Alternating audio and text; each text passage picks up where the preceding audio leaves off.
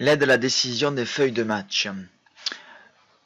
Pour le logiciel éducateur, on va pouvoir disposer donc de critères de choix qui correspondent aux différents acquis que l'on note, que l'on saisit sur les enfants.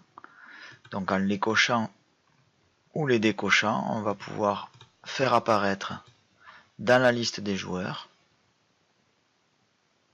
ces différents critères, ici par exemple le taux d'absence, mais les différents critères que l'on veut voir afin de pouvoir faire un choix sur un joueur en fonction d'un poste et choisir entre deux joueurs en fonction du poste choisi. Plusieurs joueurs ressortent et on va choisir en fonction de ces différents critères lequel on va choisir. D'entraîneur, c'est exactement la même chose. Donc on a la liste des joueurs et on va pouvoir y visualiser différents critères que on pourra choisir dans une liste les taux d'absence, le taux de match naturel, le nombre d'essais, les meilleurs marqueurs, le taux de match joué, mais aussi toutes les notations générales et tous les critères correspondant aux notations générales. Ainsi, quand on lance un critère, la liste se met à jour et on va pouvoir voir en fonction du temps de jeu total du joueur, lequel je choisis si je veux par exemple équilibrer les temps de jeu.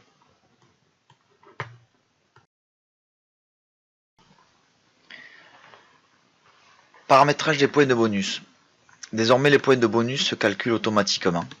Donc si on marque un essai pour une équipe, automatiquement le point de bonus va s'activer. D'accord. Et de la même façon, ils vont changer d'un camp à l'autre en fonction du paramétrage établi. D'accord. Il existe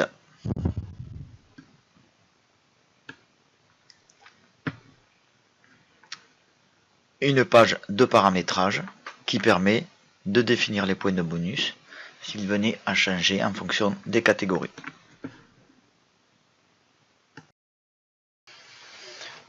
Au niveau de la notation des matchs, donc maintenant, dans le dossier, on va pouvoir avoir des fiches vierges qui permettront de pouvoir faire la saisie au bord du terrain.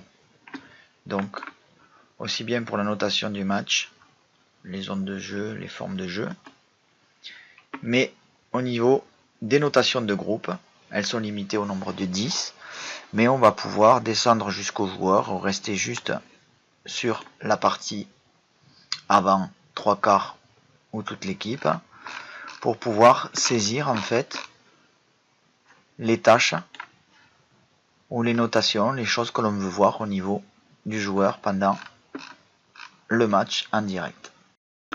La mise en conformité FFR consiste à la modification des catégories d'âge avec le passage à U6, U8, U10, U12, U14, U16, U18, l'ajout de la catégorie Réchelle Espoir, la correction des temps de jeu et l'ajout des rugby digest à jour dans le dossier multimédia du logiciel.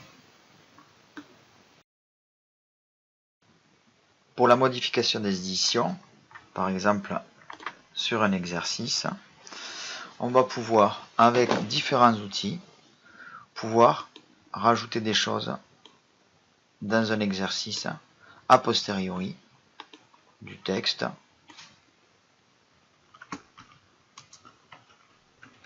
qu'on va pouvoir évidemment grossir, mettre en gras, changer de couleur.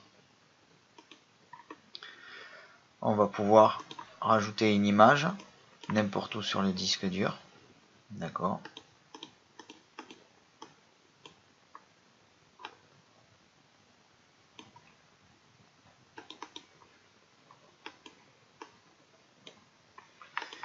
Et ainsi modifier ponctuellement un élément que l'on enverrait à quelqu'un. Ou que l'on imprimerait bien sûr.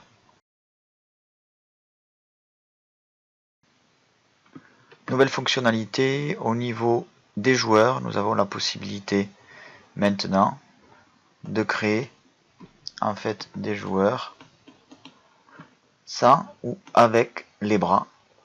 Donc avec l'icône en haut, comme on changeait la couleur du terrain, on peut ajouter des joueurs. Ces joueurs, bien sûr, après on peut les mettre dans les positions que l'on veut. Ces joueurs, dans les animations, vont pouvoir se déplacer latéralement, se déplacer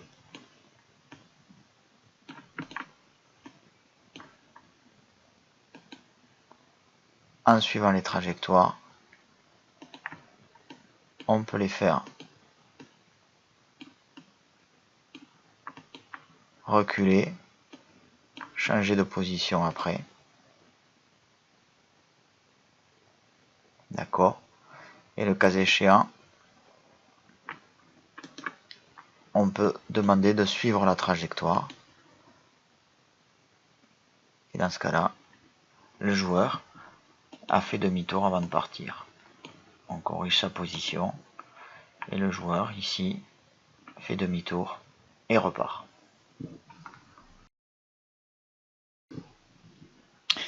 Donc maintenant, le ballon peut suivre la trajectoire du joueur. Donc comme on va le voir ici, le ballon peut arriver à suivre. Il peut y avoir une passe. Et on peut créer une étape supplémentaire en sélectionnant le joueur et le ballon. Ça va nous donner un joueur fait la passe et le joueur monte avec le ballon. On peut modifier maintenant simplement la position des joueurs, d'un joueur, à partir d'une étape. Je sélectionne mon joueur et je vais pouvoir déplacer l'étape d'avant ou l'étape d'après. Idem pour le ballon. Et pouvoir ainsi modifier plus précisément mon animation. Donc il y a maintenant au niveau du matériel la possibilité au niveau des plots de les éditer et de les changer de couleur pour pouvoir tracer plus précisément des situations. C'est des repères visuels, la couleur des plots qu'on utilise régulièrement à l'entraînement et que l'on peut retrouver dans nos schémas. On peut maintenant gérer les accents et la ponctuation dans le texte libre.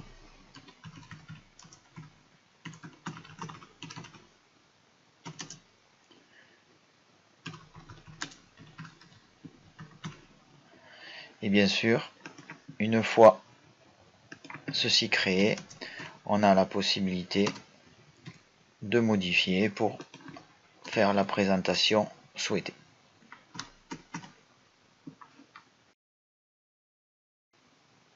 Un nouveau matériel a été ajouté, le tackle tube, donc qui est un cercle en mousse, outil pédagogique pour travailler le plaquage. Donc évidemment, ce cercle peut se déplacer. D'accord, on peut changer de vue pour le déplacer dans une autre vue et ainsi créer des exercices à partir de cet outil.